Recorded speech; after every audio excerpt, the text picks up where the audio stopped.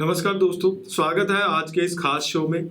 आज के शो का टॉपिक बहुत सारे स्टूडेंट के लिए बेहद इम्पॉर्टेंट है। कनाडा कितने साल का गैप एक्सेप्ट करता है? क्योंकि YouTube पे इससे रिलेटेड बहुत सारे वीडियोस हैं, बहुत कंफ्यूजन है। कई जगह कहा जा रहा है कि कनाडा एट द मोस्ट 5 साल का गैप एंटरटेन करता है। आज जानने की कोशिश करेंगे जिन स्टूडेंट्स का गैप इससे ज़्यादा है, 8-10 साल का जिनका गैप है, उनके लिए क्या कोई पॉसिबिलिटी है लीगली और किस तरीके से उसको अचीव किया जा सकता है। बात करने के लिए मौजूद है वीज़ा ऑफी के मैनेजिंग डायरेक्टर रंजीत सिंह पाल। रंजीत जी, स्वागत है। नमस्कार जी, प्रोग्राम देख रही सारी ऑडियंस को वीजा ऑफी की टीम की तरफ से वेलकम। रंजीत जी, जहाँ तक कनाडा की बात है, क्या कोई clear cut Canada as a country उसकी पॉलिसी है गैप को लेकर, या ये चीज़ें यूनिवर्सिटी पे डिपेंड करती हैं या फिर प्रोविंस के अपने रूल्स हैं? देखिए दीपक जी, सबसे पहले तो गैप को लेके जहाँ हमें पता ही है कि स्टडी की कोई एज नहीं होती, हर जगह ये चीज़ कहा जाता है कि स्टडी की कोई एज नहीं है। लेकिन अगर बात करें तो एम्बेसी की जो गाइडलाइन है वहाँ पे आपको कहीं नहीं मिलेगा कि अगर आपका गैप 5 साल से ऊपर है तो आपको हम वीज़ा नहीं देंगे, 8 साल का गैप है तो वीज़ा नहीं देंगे।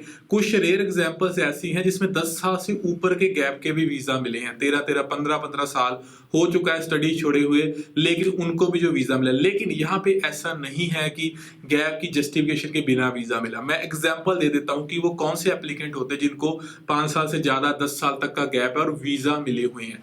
एप्लीकेंट वो होते हैं जो स्टडी कर चुके होते हैं, बेसिक मीटू से मोस्टली ग्रेजुएशन वाले बच्चे होते हैं जिन्होंने ग्रेजुएशन की थी 10-12 साल पहले, उसके बाद वो जॉब कर रहे हैं, IT इंडस्ट्री में जॉब कर रहे हैं, प्रॉपर उनके पास प्रूफ है।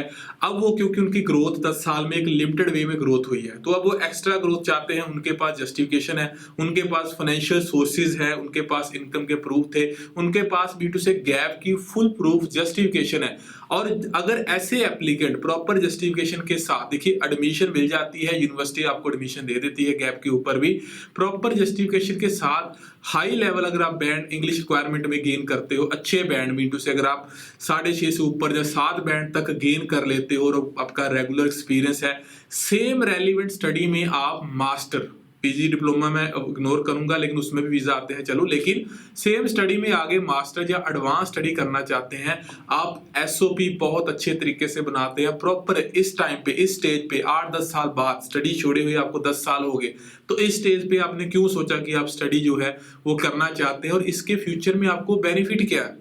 बहुत से एप्लीकेंट होते हैं, ये कैनेडियन हाई कमीशन को पता है, जिनके PR के भी पॉइंट पूरे नहीं होते, वो अपने क्योंकि एज हो चुकी होती है, वो स्टडी के पाथवे को चूज करना चाहते हैं कि पॉइंट पूरे हो जाएंगे, लेकिन हाई कमीशन को ये चीजें पता है। लेकिन अगर हम आपके एरिया की बात करें तो आपको प्रेजेंट करना पड़ता है, वापस क्यों आओगे, आपके पास अब इस स्टेज पे स्टडी करने का क्या रीजन है। तो अगर ये सारी जस्टिफिकेशन आप देते हैं तो यस, ये ट्रू है कि वीजा 10 साल का गैप जो उससे ज्यादा गैप पे भी वीजा आते हैं, लेकिन केस को प्रेजेंट करना पड़ेगा। काफी कंसल्टेंट आपको सीधा ही बोल देंगे कि पॉसिबल नहीं है, 5 साल तक का गैप एक्सेप्टेड है। जहां पे गैप एक्सेप्टेड है दीपक जी, बहुत बड़ी अगर मैं कहूंगा कि कंफ्यूजन रहती है एप्लीकेंट में।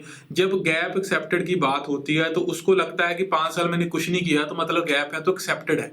वो स्टडी गैप की बात करें, वो ना कि आपके फ्री रहने की बात करें कि आप फ्री थे तो कोई इशू नहीं। गैप एक्सेप्टेड विद जस्टिफिकेशन, ये एक्चुअल लाइन बनती है कि गैप जो है विद जस्टिफिकेशन।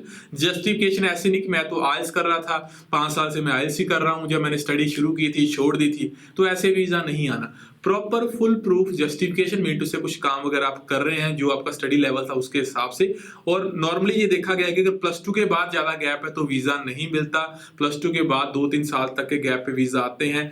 लेकिन अगर ग्रेजुएशन की है उसके बाद चाहे 8 साल 10 साल का गैप है, जस्टिफिकेशन है, तो यस आपका वीजा आ सकता है। जो मैंने आपको गाइडलाइन बताई है, जो इंस्ट्रक्शंस बताई है, उसको फॉलो करेंगे तो आप वीजा ले सकते हैं। डेफिनेटली वीजा गैप के ऊपर भी गेन किया जा सकता है जी। तो क्या आपका खुद का भी वीज़ा में भी ऐसे एक्सपीरियंसेस रहे हैं कि ज़्यादा गैप वाले स्टूडेंट्स का आपने अप्लाई किया और वीज़ा आया? बिल्कुल दीपक जी, मैं मोस्टली जो बातें करता हूँ मैं अपने खुद के एक्सपीरियंस से करता हूँ, तो ऐसा हुआ है। लेकिन देखिए ये एप्लीकेंट भी इतने ज़्यादा नहीं होते, हम कहें कि 10 साल के गैप वाले बहुत एप्लीकेंट होते हैं, वो सेटल्ड होते हैं जो PR वाला डायरेक्ट पाथ भी चूज करते हैं। लेकिन यस, ऐसे एप्लीकेंट होते हैं और वीज़ा ऑफी को ऐसे केसेस में भी काफ़ी एक्सपीरियंस है। सो अगर आप नॉलेज लेना चाहते हैं कि क्या पॉसिबिलिटीज है, जस्टिफिकेशन किस तरह की होनी चाहिए, क्या क्या रिक्वायरमेंट्स है, क्या बैंड रिक्वायरमेंट चाहिए, तो आप वीजा ऑफिस की टीम को कॉल कर सकते हैं 9041090410। इस नंबर पे कॉल कर सकते हैं। जहाँ आप हमारा हेल्पलाइन नंबर है उसको कॉल करो, जहाँ हमारी वेबसाइट है tbostudy.com। अदरवाइज आप हमारे ऑफिस विजिट कर सकते हैं लुधियाना, अमृतसर, जलंधर।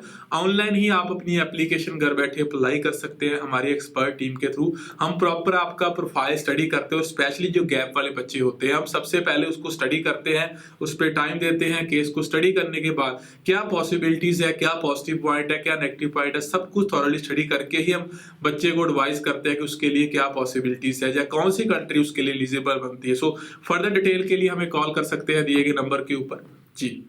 सो दोस्तों, अगर आप भी बहुत साल पहले स्टडी छोड़ चुके हैं और अब आपको लग रहा था कि आउट ऑफ क्वेश्चन है आपका फॉरेन स्टडी करना, तो आई होप कि रंजीत जी की बात सुनकर आपको कहीं ना कहीं लगा होगा कि आपके लिए भी एक पॉसिबिलिटी है। आप अपना प्रोफाइल जरूर एक बार असेस करवाएं। धन्यवाद। नमस्कार जी।